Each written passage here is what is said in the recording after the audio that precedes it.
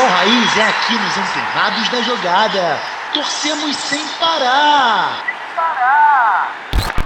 Opa, e aí, antenado, beleza? Eu sou o David Sharp, você está no canal dos Antenados na Jogada e aqui torcemos sem parar. Antenado, eu vi que muita gente gostou da pergunta que eu fiz para o Marcos Braz. A gente vai colocar ela na íntegra aqui nesse vídeo. A torcida do Flamengo se sentiu representada, você representou 45 milhões de pessoas. Isso é muito gratificante, não por ser a torcida do Flamengo especificamente, ou por qualquer outro time. A gente está aqui para isso, para fazer perguntas não que incomodem, que sejam cascas de banana de uma forma antiética, não. De uma forma errada, de uma forma que não vai levar a lugar nenhum só para polemizar. Nosso objetivo aqui é ser coerente e tirar dos entrevistados, dos personagens, né, do futebol, sejam dirigentes, técnicos, jogadores, o melhor deles, para que melhore, né, o futebol, o time, os times e o futebol de uma forma geral, para nós, para você, para todo mundo que gosta de futebol. Então é isso, você vai acompanhar aqui a entrevista do Marcos Braz, pelo menos a minha pergunta e a resposta dele, que ele se alongou bastante e eu acho que até ele saiu bem, ele falou do quanto eles não foram, digamos assim, elogiados pelas contratações e pelo que rendeu, poderiam render os jogadores do Flamengo que eles contrataram. O Gerson citou o Pedro também, citou o próprio Gabigol, que foram contratados e vendidos, ou poderiam ser vendidos mais caro. Mas também, porque não era um debate, não era uma exclusiva, né? Então, se fosse, eu poderia ter perguntado muito mais coisa. Ele falou do Rogério Ceni, que foi campeão, não deu errado, então por que ele foi demitido? Eu perguntei isso, enfatizei, mas não foi o que você perguntou. Não foi demitido por quê? E ele não respondeu, por outros motivos. Aliás, ele foi demitido por outros motivos. Enfim, e aí tem muita coisa que a gente ainda poderia insistir. Tem a questão da folha de pagamento do Flamengo, a folha salarial é caríssima. A folha salarial do Flamengo é mais de 30 milhões, chega ali a 32, 34 milhões aproximadamente reais por mês. É muita grana, se comparado a outras folhas salariais, por exemplo, claro, com um elenco bem menor, mas que foi campeão carioca em cima do Flamengo, que está no Campeonato Brasileiro fazendo uma boa campanha, não está na Libertadores mais e tudo mais, enfim, nem na Sul-Americana, mas está na Copa do Brasil, está no Brasileiro disputando ali na frente até do Flamengo. O Fluminense, né? O Fluminense tem uma folha salarial em torno de 4 milhões e meio de reais, enfim, é quase um oitavo da folha salarial do Flamengo, e a gente sabe que muitos jogadores do Flamengo que recebem altíssimos salários não são, né, mais úteis ao elenco, ao time do Flamengo. Então tem muita coisa que a gente poderia ter complementado. Enfim, a própria questão dos técnicos que a gente poderia ter abordado, a liderança desses jogadores que recebem muito e não são mais tão úteis. Mas enfim, isso aí não dá para completar, não dá para abraçar o mundo. Então fique agora com a resposta, com a minha pergunta e com a resposta do Marcos Braz aí para a minha pergunta na coletiva de apresentação do Everton Cebolinha, que a gente vai fazer outro vídeo aqui sobre isso. Oi Marcos, tudo bem? David Sharp, Antenados na Jogada. Minha pergunta, na verdade, eu queria que você fizesse uma autoavaliação da sua gestão à frente do futebol do Flamengo. Desde que o Jorge Jesus saiu, o Flamengo tem 5 treinadores, vocês receberam muitas críticas, né, com a rescisão dos treinadores, com a mudança de treinadores mesmo, com talvez a falta de critério, de fundamentação dessas trocas e da montagem também do elenco. Eu queria que você fizesse uma avaliação, uma autoavaliação, na verdade, sua e do departamento de futebol em relação a isso. É ruim fazer uma autoavaliação, mas eu vou aproveitar a pergunta para te dar algumas informações em relação a isso aí. E você falou, por exemplo, de custo em relação às rescisões. Em nenhum momento fizeram as análises, pelo menos eu não vi, em relação ao retorno financeiro em que todos os jogadores acima de 7, 8 milhões de euros que o Flamengo comprou, todos eles, nós tivemos propostas consideráveis e que o Flamengo iria ganhar bastante dinheiro, não só na parte.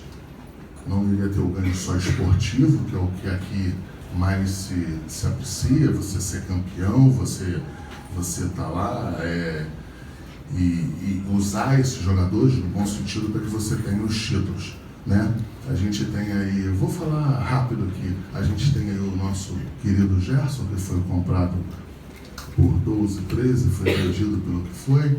Nós temos o Gabriel, que a gente comprou por perto de 16 e o Flamengo não quis sentar nem na mesa perto de 30. A gente teve o Pedro, que foi comprado por 12, 13, um time aqui no Brasil só daria 20 mais 1, 2 jogadores. Então só aí a gente está falando aí, se eu for em 3 jogadores, eu estou falando de 40 milhões de euros.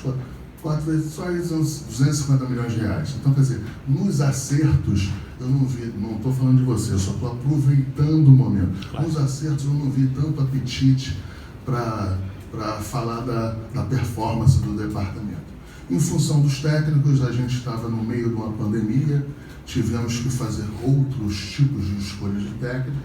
Mas, por exemplo, eu vou usar esse aí que é o melhor, que esse foi campeão, o Rogério Ceni. Ele não deu certo aqui. Você foi campeão brasileiro, campeão da Supercopa, foi campeão carioca. Ele não deu certo.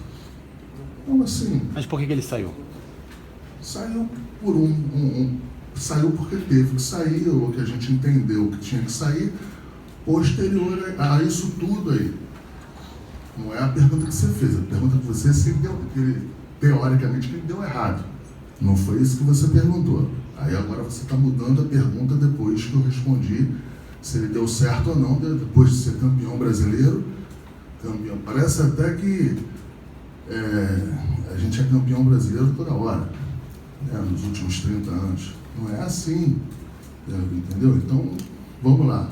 E a gente teve algumas, talvez, teve que ir para uma margem de alguns técnicos de escolhas que talvez não fossem o que a gente entendia no momento, mas a gente teve que fazer, a gente chegar e entender que não tinha a maior crise sanitária do planeta, em que a gente tinha que fazer restrições em todos os sentidos, a gente também, na parte financeira, a gente tem que fazer em relação aos técnicos. Então, em relação à montagem de elenco, eu acho que esse ano aí foi um ano que a gente poderia ter feito alguma coisa diferente. Não pôde fazer, porque em relação ao Banco Central, porque as pessoas falam, mas isso aí foi depois.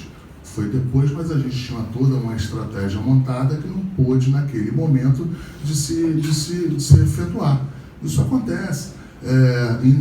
Em 2019, aproveitando também a tua pergunta, em 2019 nós trouxemos 9 jogadores, ou 10, não me recordo, e foram 9 titulares. E foram em cima de um time que tinha acabado de ser vice-campeão brasileiro. Então, um time forte, um time que chega. No segundo, em 2018, o Flamengo tinha um time bastante forte. O Flamengo vai, contrata 9 jogadores. Um mês depois, a gente tem a maior tragédia da história do Flamengo. Bom, passamos o ano, chegamos em 2020. Em 2020, contratamos Pedro Rocha, o Pedro, que está aí até hoje, Michael, enfim. Léo Pereira. Gustavo, Léo Pereira, Thiago Maia, todos eles atletas que a gente disputou ou tentaram disputar com a gente no Brasil inteiro e alguns fora. Então, passou 2020 e 2021, que teve essa, eu acho que a gente está tentando se posicionar mais forte na janela agora. Concordo com você que poderia ter sido no começo do ano, mas não foi. Então, assim, eu acho que existiram erros. Agora você está aqui num processo de decisão todo dia, num processo de jogo quarta e domingo, num processo de pressão que não é qualquer um que aguenta. Mas eu não estou reclamando de nada, eu só estou apenas pontuando e que a gente erra e a gente acerta. Agora, a gente é bem cobrado pela torcida, pelos jornalistas e muito mais pelo presidente Rodolfo Landim. A gente é bem cobrado aqui. Enfim, então eu acho que enquanto eu estiver aqui à frente do departamento, que acharem que a gente está fazendo um bom trabalho, um razoável trabalho, eu sei, a gente vai continuar. Agora, fazer uma autocrítica é muito ruim você falar de um departamento em que, teoricamente, eu sou o chefe.